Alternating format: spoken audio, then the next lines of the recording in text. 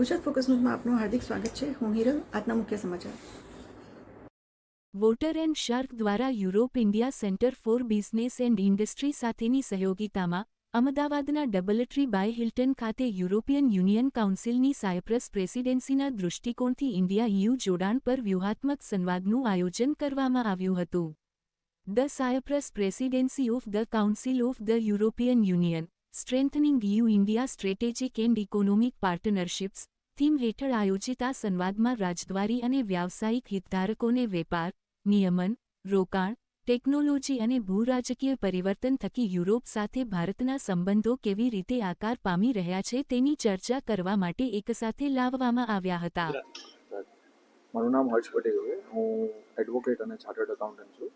Founder અને global CEO water and shark, એક global advisory firm છે જે CA, લો અને ડિપ્લોમેટિક એડવાઇઝરી આ ત્રણેયને કમ્બાઈન કરીને ગ્લોબલ લેવલ પર ઇન્ડિયન એન્ટરપ્રિન્યોર્સ અને ગ્લોબલી જેટલા બી બિઝનેસમેન છે, મોર દેન 100 કન્ટ્રીઝના, અમે એમને ગ્લોબલી કેવી રીતે બિઝનેસ સેટઅપ કરવો, સ્ટ્રક્ચર કરવું, ટેક્સેશન ને કરંટ ફ્રેગમેન્ટેડ અને ચેલેન્જીસ વર્લ્ડમાં કેવી રીતે ફ્રીલી એક કન્ટ્રીથી બીજી કન્ટ્રીમાં પોતાની વેલ્થ અને મોબિલિટી ઇન્ડિવિજ્યુઅલને કેવી રીતે ફ્રીલી મૂવ થાય, પ્રોટેક્ટ થાય, રિઝર્વ થાય અને પ્રોસ્પરસ થાય. કારણ કે અમે માનીએ છીએ વસુદેવ કુટુંબકમ.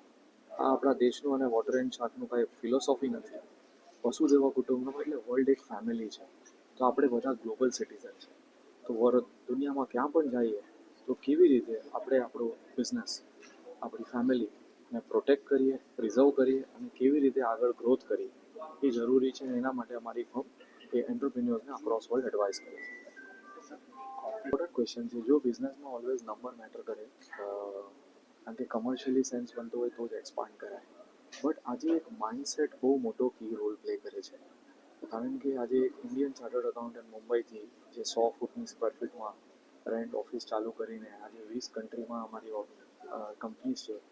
તો એ તમને પૈસા ને સ્ટ્રેટેજી પછી આવે, પહેલાં તમારું માઇન્ડસેટ આવે.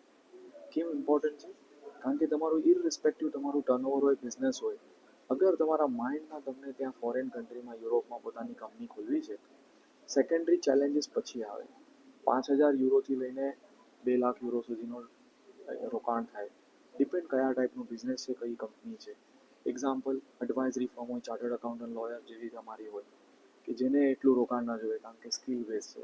IT કંપની હોય એને 5-10 હજારમાં ડોલરમાં યુરોમાં કંપની ખુલી જાય. સાયપ્રસ કહો તમે, ઇટલી કહો કે રોમાનિયા કહો કે આયર્લેન્ડ, આ બધામાં રિઝનેબલ કોસ્ટમાં કંપની ખુલી જવાથી સક્સેસ નથી થવાનું. એની સાથેના જે ફેક્ટર્સ છે બધા, હાયર કરવું પડે, ઓફિસ લેવી પડે, ત્યાં તમારું મેજર રોકાણ થાય.